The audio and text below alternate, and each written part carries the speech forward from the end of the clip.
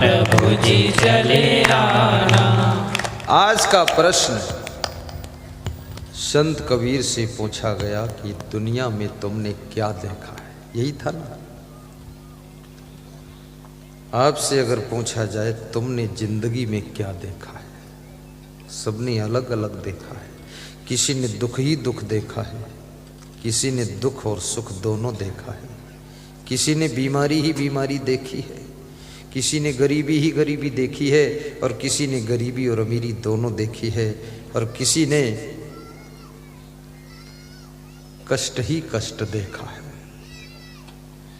और किसी ने आराम ही आराम देखी है। किसी ने प्रेम ही प्रेम देखा है, किसी ने प्रेम और द्वेष दोनों देखा है, दोस्ती और दुश्मनी दोनों का अनुभव हुआ है। बहुत कुछ है इस संसार में देखने के लिए, सुनने के लिए, समझने के लिए, लेकिन किसको कहां कब क्या दिखाई देता है ये बड़ी विचित्र बात है। कबीर कहते हैं तन धरि सुखिया काहू न देखा, जो देखा सो दुखिया। शरीर धारण करने वालों को मैंने जिसको देखा उसको दुखी ही देखा हूं, सुखी नहीं देखा। तो सुख कैसे मिलेगा? कबीर कहते हैं करो विचार जो सब दुख जाए। यदि विचार करने की कला आ जाए, विवेक आ जाए, जैसे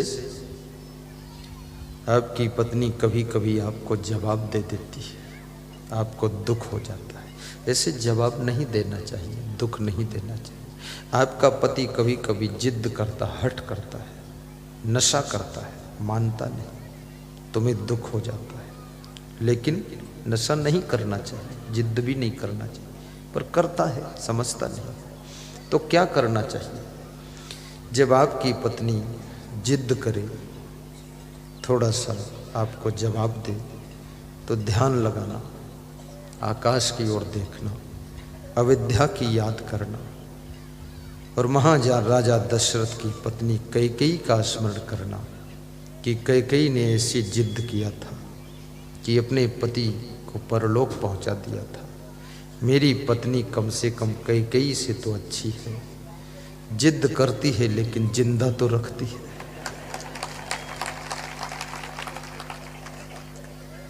इतना विचार कर लोगे तो दुख कम हो जाएगा। पूरा पूरा मारती नहीं है, अधमरा रखती है। पत्नी के बारे में भी विचार कर लो। पति आपका अगर थोड़ा सा हठी है,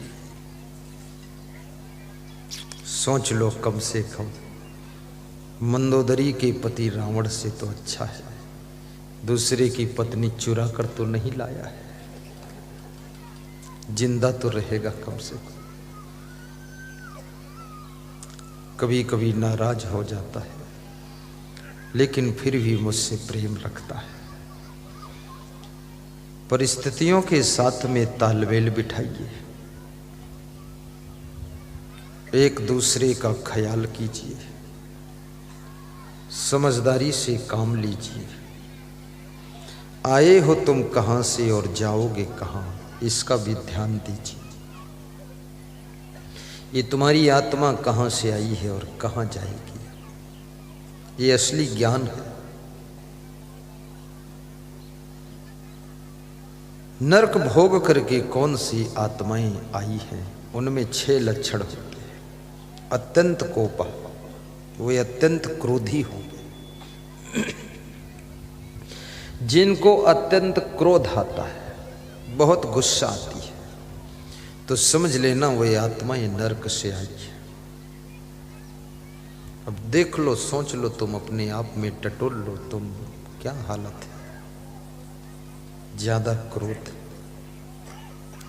इसलिए सहनशीलता बढ़ाइए, गम खाना सीखिए। कटुका जबानी, और जिनकी वाणी बहुत कड़वी है, कभी मृदु बोलते ही नहीं, वे लोग भी आत्माएं नरक से आई।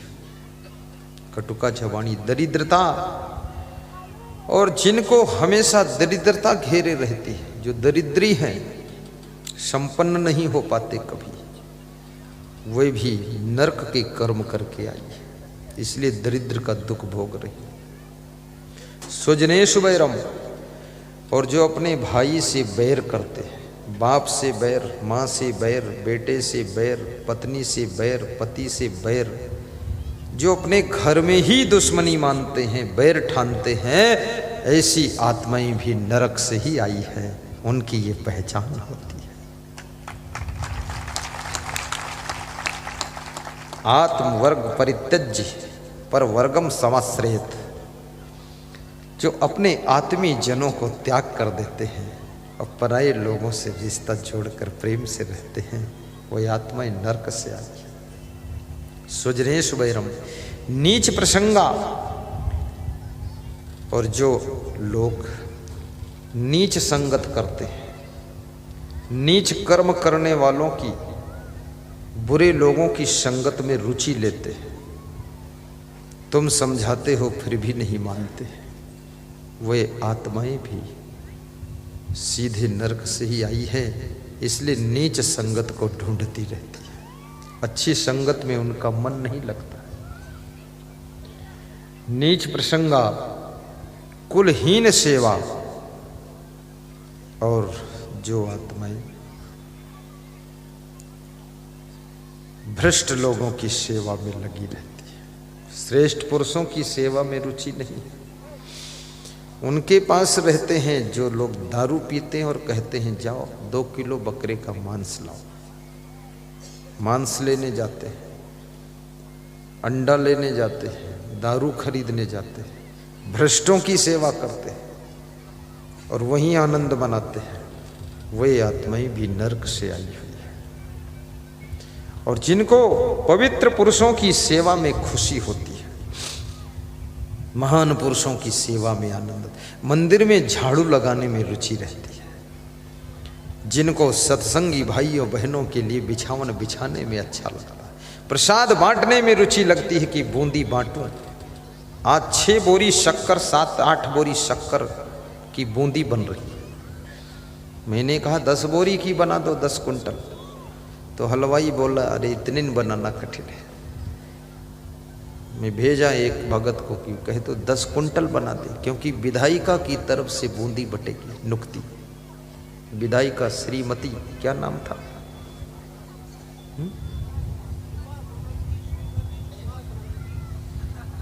झूमा, श्रीमती झूमा सोलंकी। झूमा का मन घूमा, प्रसाद बटे बूंदी मां। इसे झूमा अच्छी स्वभाव की है, मान गई, हंसती रही, फंसती गई और बूंदी निकल गई।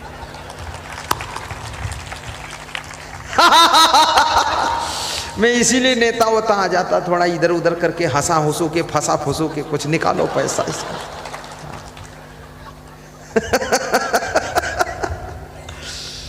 मैं बहुत प्रवचन भी कर रहा था, गणित भी लगा रहा था कि ये झूमा का रुपया कैसे निकलवाऊं। तो मैं सोचा कि पैसा कहूंगा तो 5-5 हजार दे देगी, तो ऐसा घुमाया दिमाग। फिर मैंने सोचा लास्ट में प्रसादी इसकी बंटवाओ तो 30-40 हजार पर बैठे बजट।